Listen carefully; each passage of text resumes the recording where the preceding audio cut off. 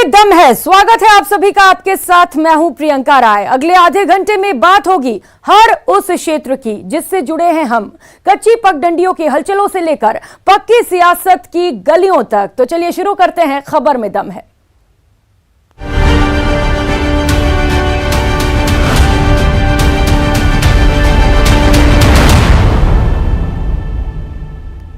चार राज्यों में बम्पर जीत के बाद बीजेपी अध्यक्ष ने मरुधरा जीतने का मास्टर प्लान बनाया और सेंधमारी की पूर्वी राजस्थान को चुना गया। पूर्व मुख्यमंत्री वसुंधरा राजे के दिल्ली मार्च के बाद में अब भाजपा भी मिशन राजस्थान में जुट गई है, तो वहीं कांग्रेस का गढ़ माने जाने वाले पूर्वी राजस्थान को भाजपा के राष्ट्रीय अध्यक्ष ने चुना। तो इस पर कांग्रेस ने भाजपा पर अपना पलटवार किया। यूपी फतेह, अब राजस्थान की बारी।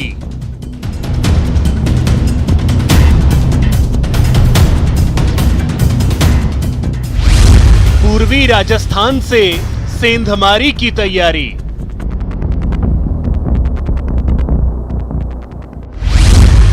मिशन 2023 पर जेपी नड्डा।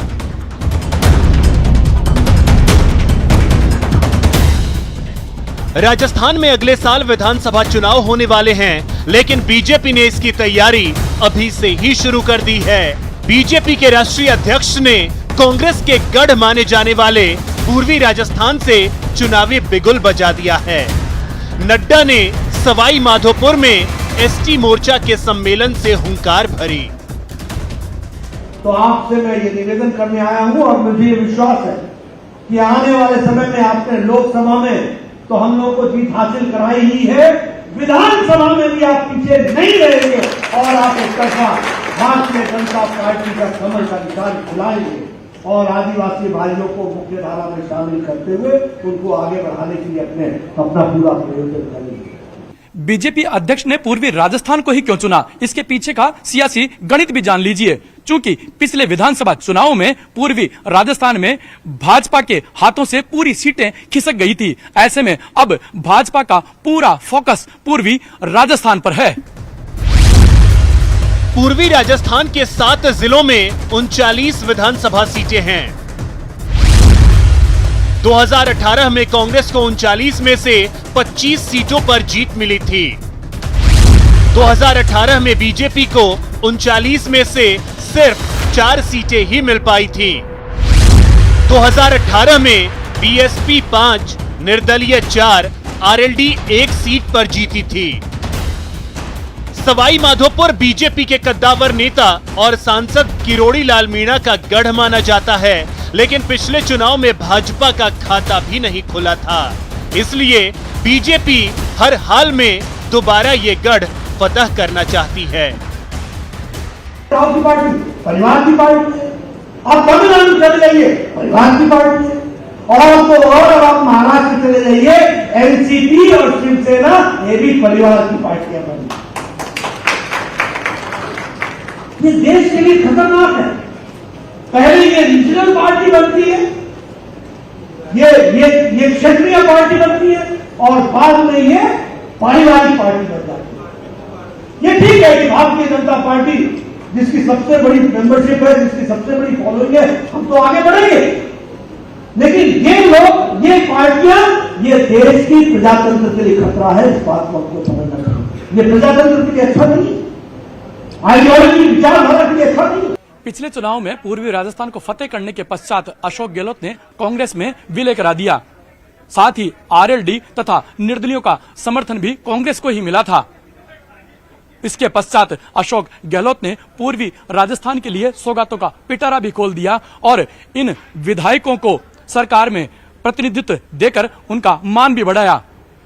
वर्तमान में राज्य सरकार में इसी पूर्वी राजस्थान से 14 मंत्री हैं। ऐसे में इस इलाके की खास अहमियत जान पड़ती है।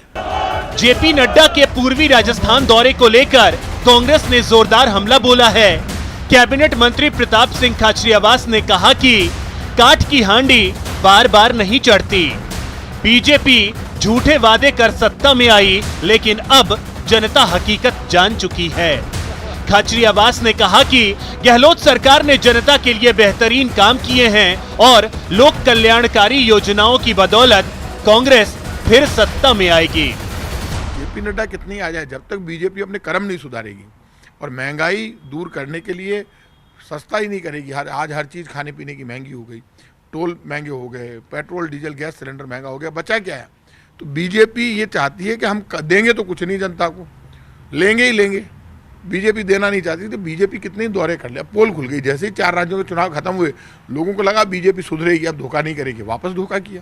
तो बार बार काट की हांडी नहीं चढ़ती, क्योंकि धोखा कर रहे हैं, ये धोखे की हांडी है बीजेपी। हाल ही में 5 राज्यों में हुए चुनावों में से 4 राज्य जीतकर भाजपा के हौसले बेहद बुलंद हैं। वहीं भाजपा ने राजस्थान में 2023 के अंत में होने वाले चुनावों के लिए अभी से तैयारी भी शुरू कर दी है। वहीं पिछले 2 साल के चुनावों पर अगर नजर डाली जाए तो राजस्थान में सीएम गहलोत का जादू जमकर चला। वहीं जीत वाली मोहर राजस्थान में जनता ने लगाई भी है। Bureau report, news 18 Rajasthan. Rajasthan की चतुर और चौकन्ना पुलिस ने सीरियल ब्लास्ट की तैयारी कर रहे टेरर मॉड्यूल को नाकाम कर दिया है। 14 साल पुराने जख्म अभी भरे भी नहीं थे कि राजस्थानी जयपुर को एक बार फिर बड़े जख्म देने की तैयारी की गई। लेकिन राजस्थान की चतुर और चौकन्नी पुलिस ने दहशतगर्दों के टेरर मॉड्यूल को नाकाम कर दिया। पकड़े गए संदिग्ध आतंकवादी मध्य प्रदेश के प्रतिबंधित संगठन अल शुफा के सदस्य बताए जा रहे हैं।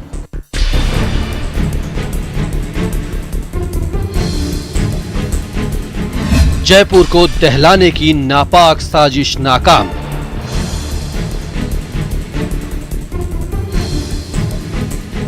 मरुधरा में पकड़े गए अल सुफ़ा के दहशतगर्द।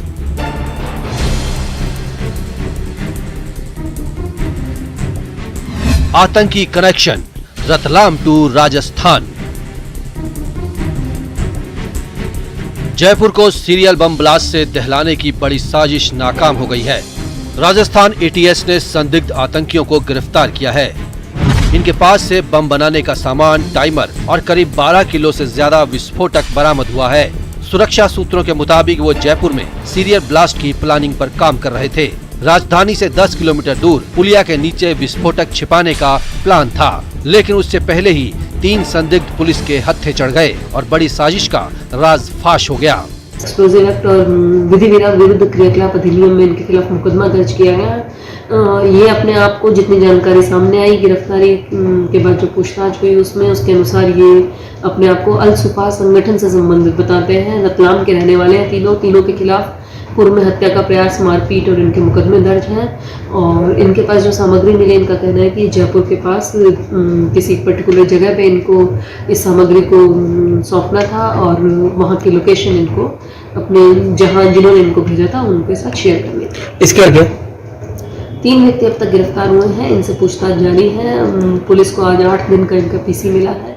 दरअसल 30 मार्च की रात चित्तौड़गढ़ के निम्बेहेड़ा पुलिस नाकाबंदी कर तलाशी अभियान चला रही थी। इसी दौरान शक के आधार पर पुलिस ने एक कार को रोका और युवकों से पूछताछ की। जवाब नहीं मिलने पर गाड़ी की तलाशी ली गई। कार में विस्फोटक देखकर पुलिस के होश उड़ गए। आतंकियों की भनक लगते ही सुरक्षा एजेंसियां चौकन्ना हो गईं। एटीएस एडीजी अशोक राठौड़ पूरी टीम के साथ सीधे चित्तौड़गढ़ पहुंचे और तीनों संदिग्धों से पूछताछ की। एटीएस की कई घंटों की कड़ी पूछताछ के बाद संदिग्धों ने अपनी नापाक प्लानिंग के बारे में मुंह खोला। सूत्रों के मुताबिक भारी मात्रा में पकड़ा गया विस्फोटक रतलाम में आमीन नाम के व्यक्ति से लाया गया था। मध्य प्रदेश के अल सुफ़ा संगठन से जुड़े हैं तीनों संदिग्धों के तार। 2012-13 में पहली बार रतलाम में एक्टिव हुआ था अल सुफ़ा। रतलाम के तरुण और कपिल हत्याकांड में आया था संगठन का नाम। बजरंग दल नेता की हत्या में गिरफ्तार हुए थे अल सुफ़ा के सदस्य। स्लीपर सेल की तरह ही काम करता है प्रतिबंधित अल सुफ़ा संगठन। रतलाम पुलिस में रतलाम के स्थानीय स्तर पे हम इनके सभी ठिकानों की तलाशी ले रहे हैं। इनसे मिलने वालों के, इनके जो अन्य साथी हैं उनकी तलाशी, उनकी जो पूछताछ है वो जारी है। अभी तक जो शुरुआती विवेचना है उसमें हम लोग जिनसे पूछताछ कर रहे हैं तो पूरा एक इसमें ट्रैक बनाने का प्रयास कर रहे हैं कि कहाँ से अवैध जो सामग्री थी इनके पास आई है और किन के पास रही, किन किन लोगों के द्वारा इसको स्थानांतरण किया गया और अब फाइनली कहाँ जा रही थी। तो इन सभी पहलुओं पर विवेचना जारी है और शीघ्र ही और भी अन्य जो लोग इनमें इन्वॉल्व हैं उनको भी शीघ्र गिरफ्तार किया जाएगा। 31 मार्च को कड़ी सुरक्षा के बीच अल्तमश, जुबैर और सैफुल्ला को चित्तौड़गढ़ सेशन कोर्ट में पेश किया गया, जहां से तीनों को 8 दिन के ट्रांजिट रिमांड पर भेज दिया गया। वहीं राजस्थान और मध्य प्रदेश एटीएस ने संदिग्ध आतंकियों की शिनाख्त पर चित्तौड़गढ़ टोंक से 3 और रतलाम में 2 मददगारों को गिरफ्तार किया। ये पहली बार नहीं है जब आतंकियों की जयपुर पर नापाक निगाहें पड़ी हों। साल 2008 में भी सीलियर ब्लास्ट के जरिए पिंक सिटी का सीना छलनी किया गया। इसलिए सुरक्षा एजेंसियां एहतियातन हर पहलू की बारीकी से जांच कर रही हैं। कब कब हुई जयपुर को दहलाने की साजिश। 2008 में जयपुर में हुए थे सीरियल ब्लास्ट में 60 से ज्यादा लोगों की हुई थी मौत। 2014 में सिमी संगठन के 7 सदस्य पकड़े गए थे। सिमी की स्लीपर सेल ने रची थी ब्लास्ट की साजिश। जयपुर ब्लास्ट मामले में 4 दोषियों को मिली थी फांसी। Bureau report, news 18 Rajasthan. जांच एजेंसियों के सूत्रों के अनुसार पकड़े गए आतंकियों के तार आतंकी संगठन ISIS से जुड़े हो सकते हैं, लिहाजा इस मामले में NIA भी तफ्तीश में जुट गई है। राजस्थान से लेकर रतलाम तक ये जानने की कोशिश की जा रही है कि आतंकियों के नापाक मंसूबों में कौन कौन से शहर और राज्य शामिल थे। आने वाले दिनों में सुरक्षा एजेंसियां टेरर मॉड्यूल को लेकर कई बड़े खुलासे कर सकती हैं। कैमरा पर्सन अविनाश शर्मा के साथ राकेश शर्मा, न्यूज़ 18 राजस्थान, जयपुर। ब्रेक के बाद आप सभी का स्वागत है। दौसा में झूठी FIR ने क्या लेडी डॉक्टर की जान ली है? परिवार के आरोप और देश भर में फैला आक्रोश इशारा तो इसी ओर कर रहा है। क्या राजस्थान में डॉक्टर्स को टारगेट किया जाता है? क्या झूठे मुकदमों के जरिए ब्लैकमेलिंग का खेल रचा जाता है? डॉक्टर अर्चना शर्मा की आत्महत्या के बाद उठा सियासी बवंडर, संकेत तो यही दे रहा है। दौसा की डॉक्टर अर्चना सुसाइड केस की गूंज पूरे देश में सुनाई दे रही है।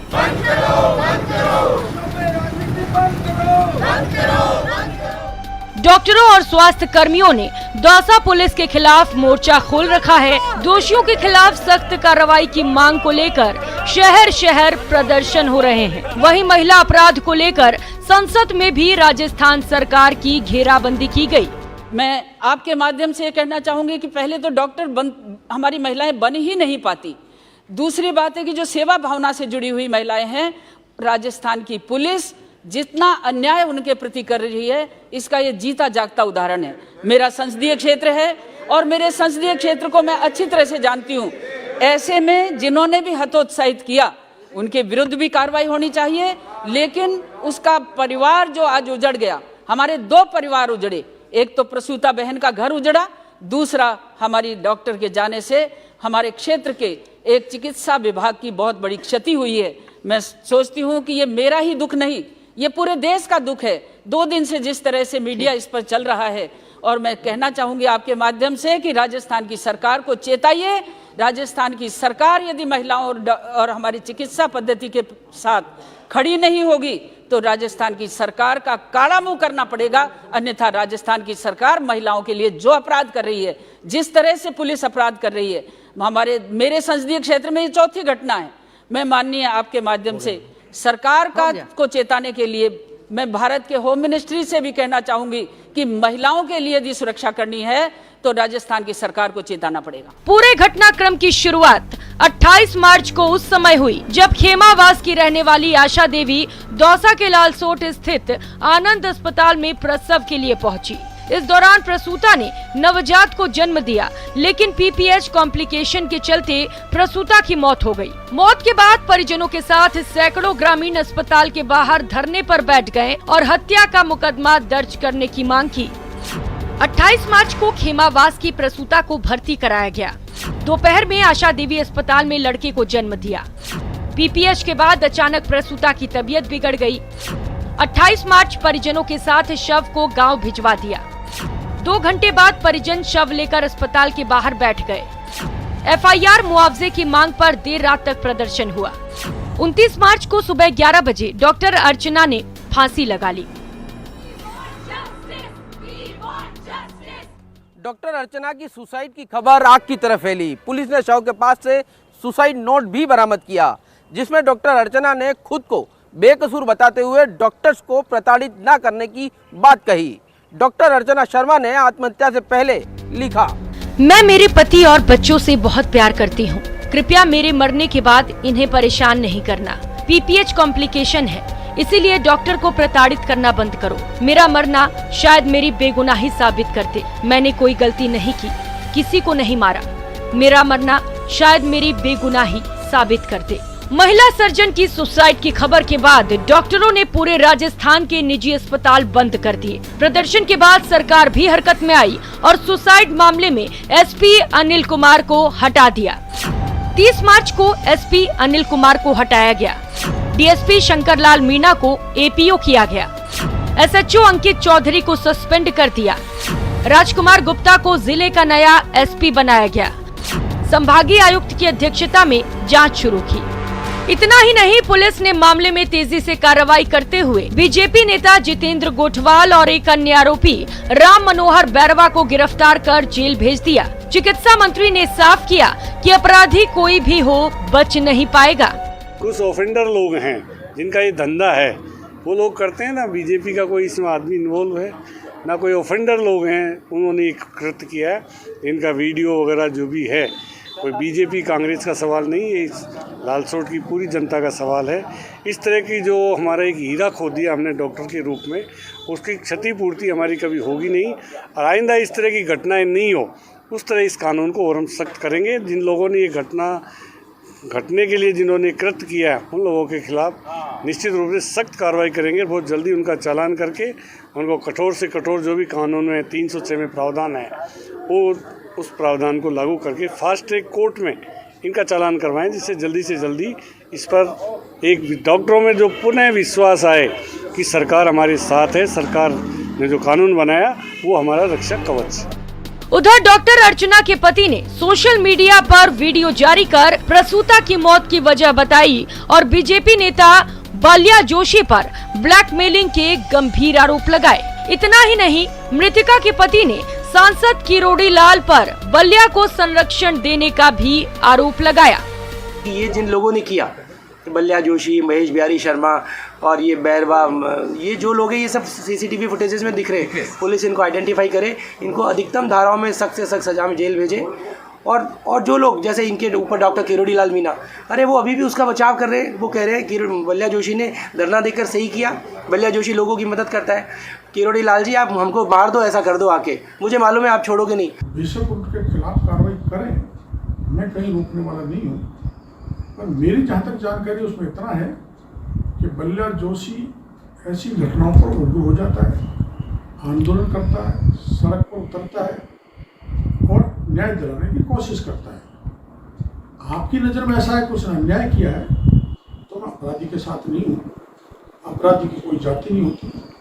आपको न्याय मिल रहा है। एसपी को हटा दिया गया, डीएसपी को एपीओ कर दिया गया, थानेदार को सस्पेंड कर दिया गया, और भी सरकार कार्रवाई करने जा रही है।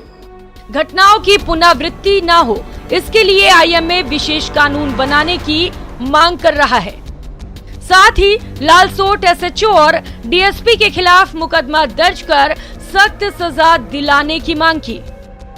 दौसा मामले में पुलिस ने जिस तरह से लापरवाही बरती और बिना जांच पड़ताल के डॉक्टर दंपति के खिलाफ हत्या का मुकदमा दर्ज किया।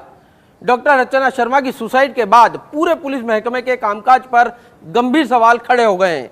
साथ ही राजस्थान सरकार की भी पूरे देश में किरकिरी हो रही है। कैमरा पर्सन बलबीर के साथ सौरभ गृहस्थी, न्यूज़ 18 राजस्थान, जयपुर। खबर में दम है में फिलहाल इतना ही। मुझे दीजिए इजाजत। नमस्कार।